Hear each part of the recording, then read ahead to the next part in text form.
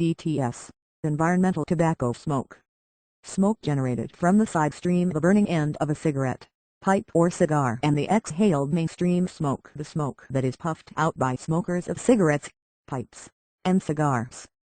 In 1992, the U.S. Environmental Protection Agency (EPA) completed its risk assessment on the respiratory health effects of passive smoking, lung cancer and other disorders, and concluded that the widespread exposure to ETS in the United States presented a serious and substantial public health impact.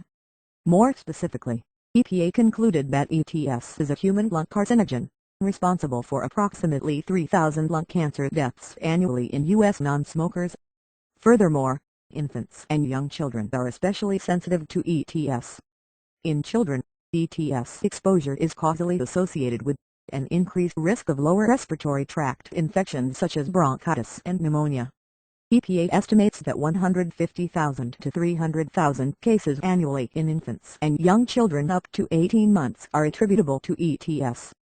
An increased prevalence of fluid in the middle ear, symptoms of upper respiratory tract irritation, and small reductions in lung function, and additional episodes and increased severity of symptoms in children with asthma. EPA estimates that up to 1 million asthmatic children have their condition worsened by exposure to ETS. ETS exposure may also be a risk factor for the development of new cases of asthma. Environmental tobacco smoke was classified as a known human carcinogen by the U.S. government in 2000, based on the causal relationship observed between passive exposure to tobacco smoke and human lung cancer, and based also